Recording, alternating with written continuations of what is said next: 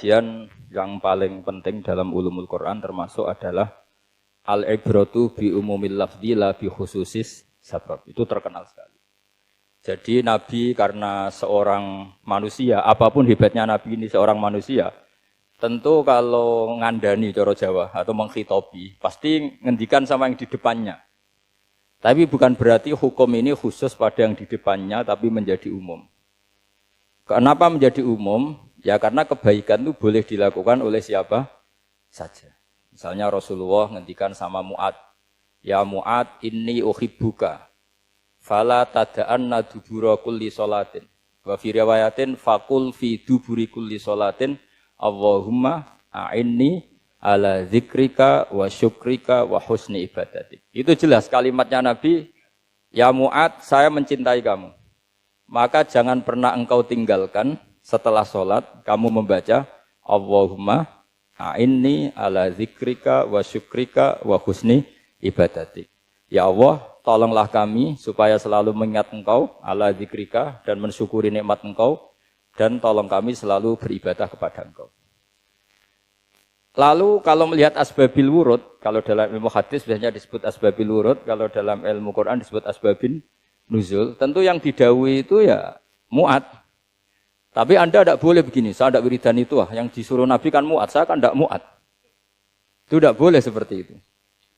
Makanya kita tidak boleh terlalu tekstual, karena tadi resikonya Anda tidak mengikuti kaidah al-ibratu bi umumil lafzi la bi khususi sabab. Sebab itu saya tadi di kantor rektorat ya Pak Ordas ya, bilang nanti untuk kajian yang di kantor rektorat pakai kitab Syajaratul Ma'arif, karena kitab itu juga yang sekarang dalam proses penerjemahan saya dengan Pak Quraisyab di PSG, yang di sini pakai kitab Itqan. Nanti mulai bulan depan, karena saya dipaksa untuk meneruskan. Ini sudah kayak Tuhan saja maksa-maksa. Itu pakai kitab Itqan. Nanti babnya tak kasih yang mendesak untuk diketahui. Termasuk apa? Al-ibratu bi umumil lafzi la bi khususi sabab. Sehingga di Quran misalnya begini, ada cerita begini. Nabi Isa itu bilang begini, saya ini siapa? Saya ini adalah orang, kata Nabi Isa, wa ja'alani mubarakan aynama kuntu. Saya adalah orang yang di mana-mana itu memberi berkah, memberi manfaat kepada siapa saja. Itu jelas tentang Nabi Isa. Tapi oleh ulama dikasih judul yang umum. Babu nafil ibad bikullil bilad. Bab bahwa seseorang harus bermanfaat hidup di mana saja, kapan saja. Meskipun itu Allah cerita tentang Nabi Isa. Tidak bisa kamu bilang itu kan Isa, saya kan tidak Isa. Tidak bisa seperti itu.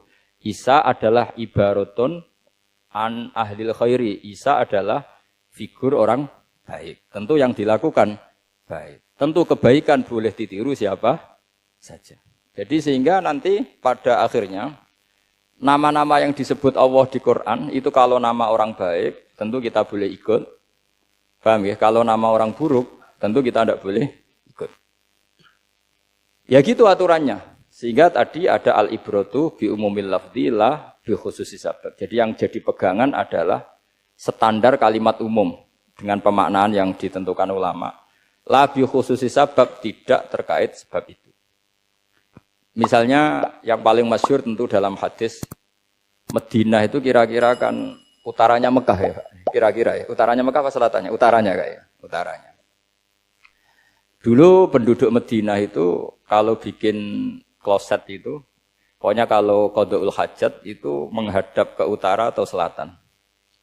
Terus kata Rasulullah, kalau kamu sedang qada'il hajat, sedang buang kotoran tuh jangan menghadap Ka'bah, juga jangan membelakangi Ka'bah.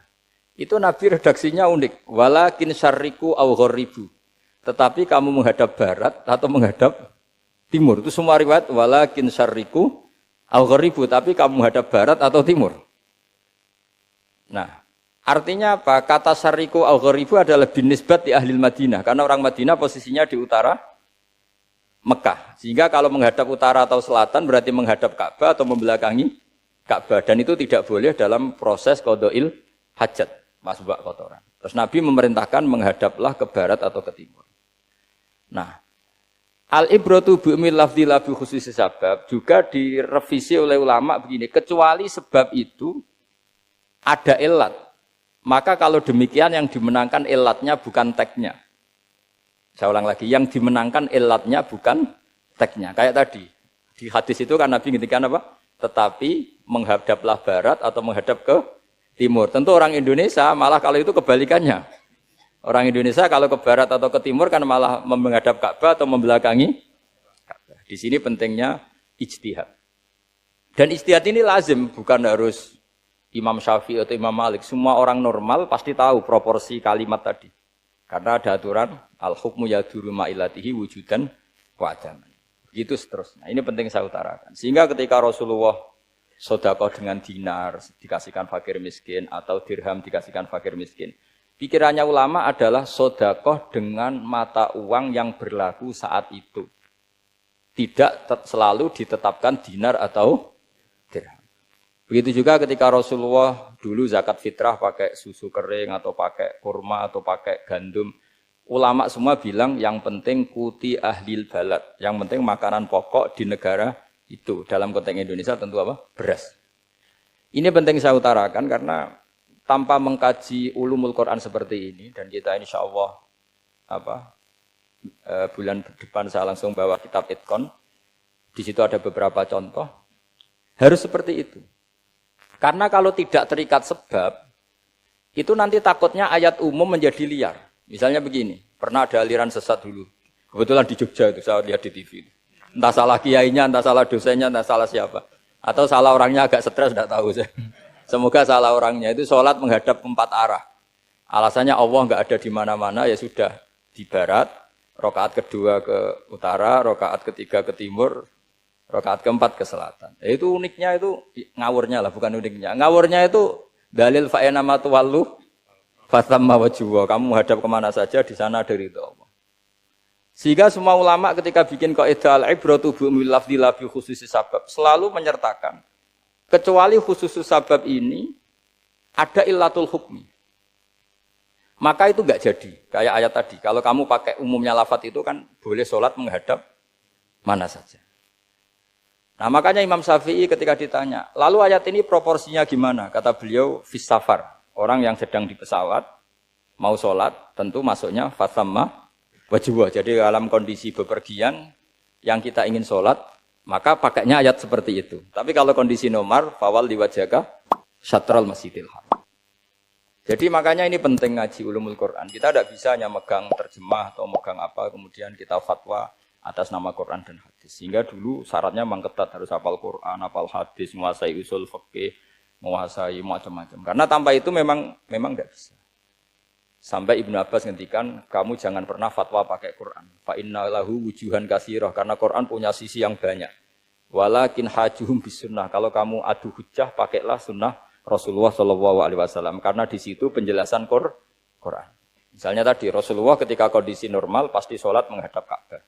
Jadi kalau bepergian nanti unta, kata riwayat-riwayat, ainama tawajjahat bihi rakhilatuh, kemana saja posisi unta menghadap.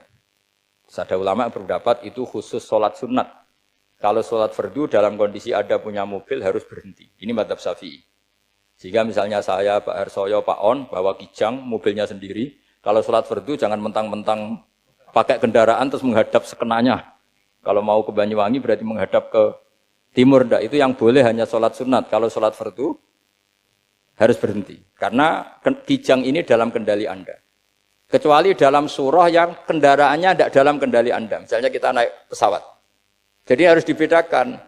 Jangan mentang-mentang Nabi sholat di unta kemana saja menghadap. Tapi konteksnya kan unta ini, cara berpikir unta ini dalam kendali Nabi. Tapi kalau pesawat kan tidak. Jelas ya? Jadi makanya ini pentingnya proporsional. Jadi kalau kita naik kijang misalnya mau ke Banyuwangi, kalau waktu duhur ingin sholat ya harus berhenti. Karena yang aina matawat jahat bihi rakhilatuh, kemana saja kendaraan membawa kita, itu dalam konteks sholat apa? Sunnah. Jadi ini pentingnya ulama. Ini yang dikatakan al-ulama warasatul anbiya. Karena sanad ini musalsal, terurut sampai Rasulullah SAW. Terus ada lagi ayat umum yang akhirnya jadi judul umum. Misalnya begini. Kita tahu cerita Nabi Khidir, di antara ceritanya ada satu kampung itu pelit. Makanya orang pelit itu wajib didendami. Karena Nabi pun itu baik-baiknya orang. Kalau sama orang pelit tetap dendam. Karena buruk-buruknya orang itu orang pelit. Tahu kan alamatnya orang pelit? Qoribun minan nar. Ya dekat-dekat neraka itu. Karena al-bakhil qoribun minan nar ba'idun minal jannah. Jadi kalau sama tanya alamatnya ya dekat-dekat neraka. Singkat cerita Nabi Musa dan Nabi Khidir itu kecapean sekali masuk satu kampung. Karena saking kecapean lapar minta kampung itu menyediakan makanan. Istatama itu mereka minta makan, saking laparnya, saking karena di perjalanan yang melelahkan. Istatama ahla fa'abau ayyudhayifuhuma. Tapi kampung situ kampung pelit. Jika semuanya tidak mau yang ngasih apa? Makan. Tapi pas mau keluar dari kampung, ada tembok, ada kayak prasasti itu, yang mau roboh. Yang mau apa? Roboh. Terus sama Nabi Khidir, tembok yang mau roboh ini ditata jadi baik lagi. Nabi Musa kata Nabi Musa, kok kurang pegawaian mau medit, pagri mbok urusi. Jadi makanya dendam sama orang medit ini agak sunat. Karena Nabi Musa juga marah sama Nabi Khidir. Orang kayak kampung kayak gitu pelit kok temboknya apa rusak kamu benahin gitu.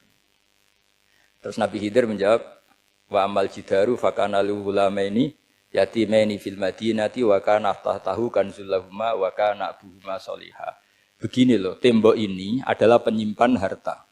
Penyimpan harta untuk anak yatim. Bapaknya dulu itu soleh.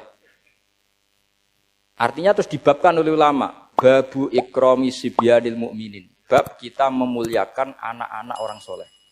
Sehingga dalam adat kita menghormati Habib, menghormati Gus, menghormati anak pahlawan, menghormati orang-orang yang dulu berjuang kepada untuk Indonesia. Karena di antara yang dipertimbangkan Nabi Khidir adalah wakana abuhuma sholihah. Tentu kita menghormati putra-putri yang dulu mendirikan UII, macam-macam. Ya tentu proporsional, tapi tetap saja dapat poin dulu atas nama putra pahlawan, putra orang-orang soleh. Karena Nabi Khidir ketika mempertimbangkan itu, alasannya wakana abuhuma sholihah. Fa'aroda rabbuka yablugha ashuddahuma wastakhrijakan zahuma. Tentu Allah ingin kalau tembok ini roboh, kemudian kelihatan khazanahnya atau tabungannya, nanti dipakai orang-orang zalim. Kalau dipakai orang zalim, maka yang berhak tidak mendapatkan. Sama, negara ini itu dimerdekakan oleh para pahlawan supaya dikelola secara kesolehan, supaya dikelola secara orang baik. Maka orang soleh semua harus ikut kompetisi dengan tanda kutip merebut negara. Karena apa? Tapi tentu tidak perlu chaos, tidak perlu anarkis, karena tentu kemerdekaan ini dibela-belain supaya kita jadi baldatun thayyibatu wa rabbun ghafur. Sama, pertimbangannya Nabi Khidir, kalau ini kebongkar, tersibak, pasti diambil orang-orang zalim. Dan akhirnya yang yatim tadi tidak dapat. Akhirnya dibabkan lagi di bab tertentu. Bab menjaga harta supaya tidak dikuasai orang zalim. Jadi akhirnya menjadi sekian varian ilmu. Pertama, varian ilmu bab menghormati anak orang soleh. Terus bab supaya harta ini tidak dikuasai orang zalim dan seterusnya. Nah saya harapkan nanti dengan ulumil Quran kitab Itqan itu nanti aturan-aturan seperti itu tertanam pada Anda. Sehingga sebetulnya ulama fikih yang ngarang kitab sampai satu boto-boto itu sebetulnya ya normal-normal saja. Kalau sampean sudah mengkaji ilmu yang kayak saya kaji itu normal-normal saja. Misalnya begini, saya beri contoh ya. Orang munafik itu disifati Allah gimana? Wa idza qamu ilas sholati qamu kusala. Orang-orang munafik adalah orang ketika mau sholat itu bermalas-malasan. Terus kitab Fathul Mu'in atau Fathul Wahhab atau kitab semua kitab fikih bikin judul gini. Saya masih ingat takbirnya. Wa yusannu nasyatun li sholatin. Disunatkan kalau sholat itu ketok gumrigah, ketok semangat. Fa inna Allaha ta'ala dzamma tarikihi. Karena Allah mengkritik atau menyalahkan orang yang kalau sholat itu tidak nasyat, tidak gumrigah, tidak semangat. Mergo seperti itu adalah fi'lul munafikin. Perilakunya orang munafik. Terus ditulis wa idza qamu ilas sholati qamu kusala. Artinya di situ Allah mengkritik orang munafik. Kenapa? Karena kalau sholat malas-malesan. Anda ingin bersifat kayak orang munafik apa bersifat kayak Rasulullah? Tentu ingin seperti Rasulullah. Kalau ingin seperti Rasulullah ya wasari'u ila maghfiratim mir rabbikum. Kalau ada kebaikan harus cepat-cepat, harus disegerakan.